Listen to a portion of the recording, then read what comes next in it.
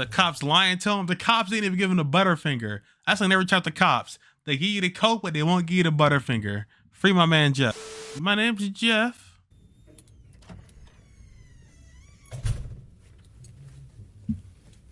Am I under arrest? For now. I'm under arrest? Yeah, I'll explain everything, but before I explain myself to you, before we talk to each other, I need to read your rights, okay? What am I under arrest for? Well, like I said, I need to read your rights first.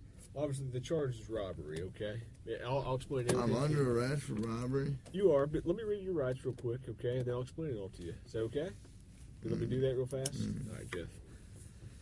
Can you read with me? Just read in your head, okay? Before we ask you any questions, you must understand what your rights are. You have the right to remain silent. Anything you say can will be used against you in the court of law. Does that make sense? You've probably heard these before, haven't you? Does that make sense? Do you understand your rights? Do you understand your rights, Jeff? Yes or no? You understand? Do you understand what I read you? Do you comprehend what I read you? You're not gonna answer? Stalemate. Jeff, I'm just here to talk to you and figure out what happened and move you on out of here, at least some of it. So do you understand the rights I read to you? Stun lock.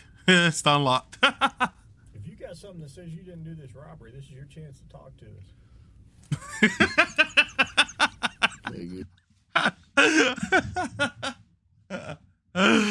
Criminal investigators hate this one simple trick. This is one simple trick. How to get away with any crime. No, usually I'm the prick. You look like the prick. This is Jeff. Jeff is a heroin addict and has been for the last 14 years. He is 6'5", weighs 153 pounds, and has now found himself in the unfortunate circumstance of being charged with armed robbery. This is in the state of Georgia, so if found guilty, they will render him the minimum term of 10 years without parole, up to the maximum term of life in prison. Jeff has been through the system multiple times over, and he will know that if indeed found guilty, his sentence will be considerably longer than the minimum 10 years due to his previous convictions. Jeff, do you understand your rights? Yes or no? Also, quick note: why is he barefoot? I was gonna bring it up earlier, but why is he not wearing any shoes or socks? What's going on here? You want to talk to me at this point? I just want to know, do you understand what I read to you? So am I under arrest? Yes, you're under arrest. Get me back to the cell. I don't talk to you motherfuckers. Okay, fair enough. You want a Coke? Hey, man. You want me to pop it open or you need me to? Jeff has become somewhat of a cult figure in the domain of interrogation footage. His recognition seems to have grown through his own popularity, as opposed to the notoriety of his crimes, like most others. Conveying the exact reasoning behind this can be tricky, as the interest in this character will no doubt vary by the individual. Yet we've found the most collective reason can be explained through a single pop culture reference: the anti-hero. While the concept is timeless, the actual term was created through the realm of modern cinema. There's a diverse number of characters passing through the decades that fit the criteria. Yet perhaps the most textbook example could be the protagonist from the 2003 feature Bad Santa, a middle-aged man simply known as Willie. This is a character that lies, cheats, steals, swears at children, drinks an inconceivable amount of alcohol, and is generally extremely unpleasant to every single person he comes across. Look who's here, Jimmy. It's Santa. Oh, fucking right. Let's tell him what you want for Christmas. I'm on my fucking lunch break, okay? On paper, this is an extremely unlikable individual, yet for some reason, we root for him while following his story. Anti-heroes are flawed, as are we. Their moral complexity mirrors our own, and just like us, they are learning and growing as they move along the path of life. Their mistakes make us think of our mistakes, and perhaps the reason we root for their redemption is the reflection of ourselves rooting for our own. So you might be curious about the contrast between... That's pretty chill, you know. For any protagonist, as long as the anti-hero is the protagonist, I feel like it makes them automatically easy to relate to. People can so easily relate to somebody who they see in themselves. And when you have any story, no matter how awful the protagonist is, as long as the narrative follows their point of view, people will relate to it. It's really simple as that, honestly. The anti-hero and the villain. One we embrace and relate to, while the other we despise and detach from. Both are driven by Why does the anti-hero not have a hand?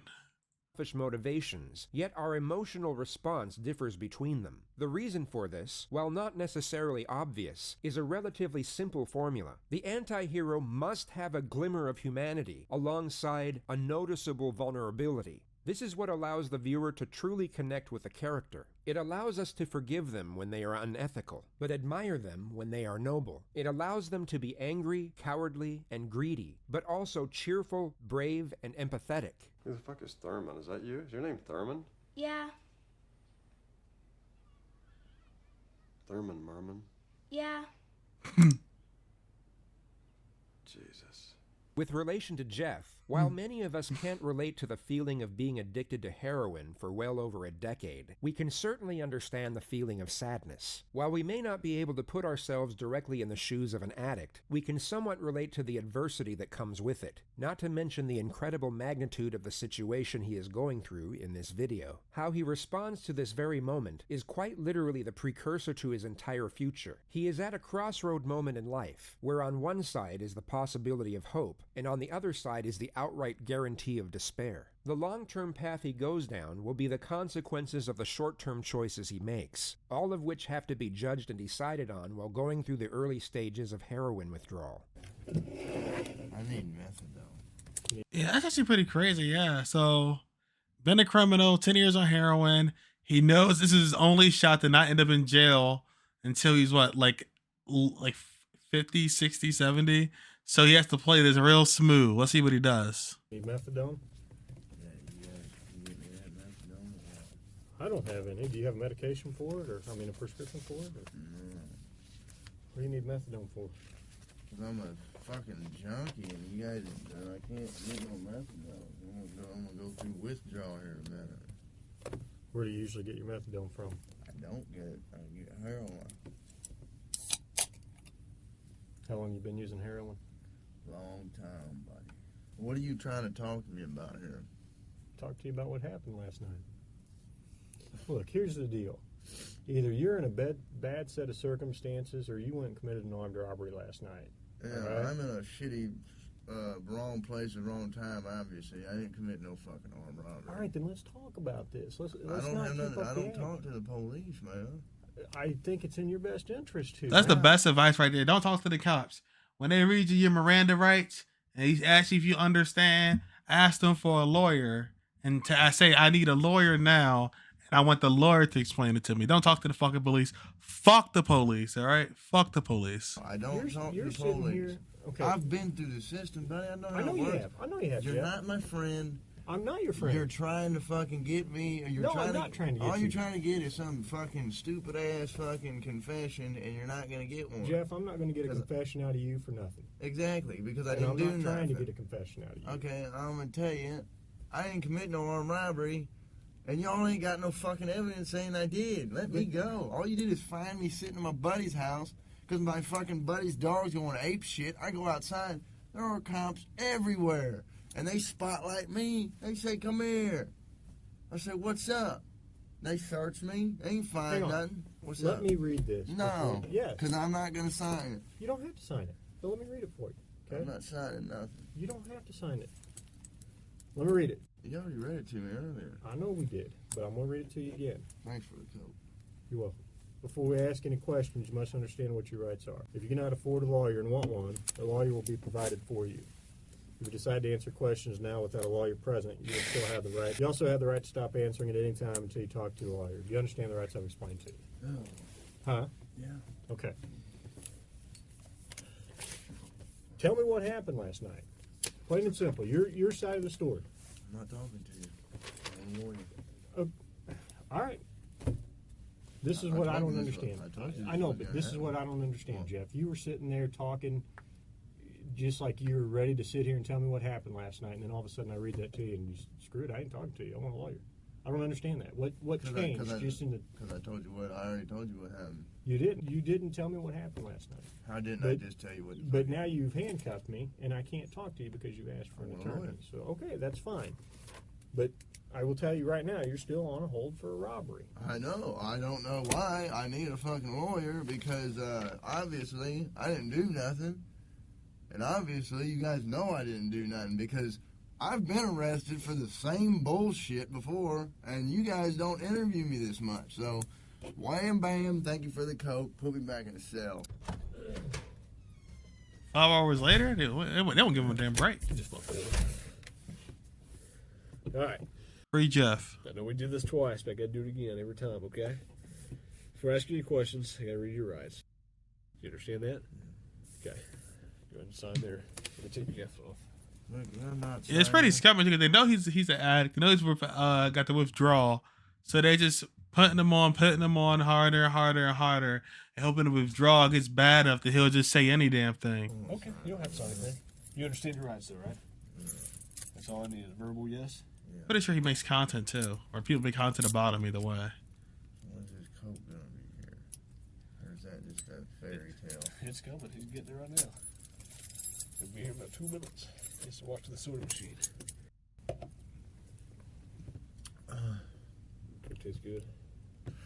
Mm-hmm. I mean, he love him some Coca-Cola, huh?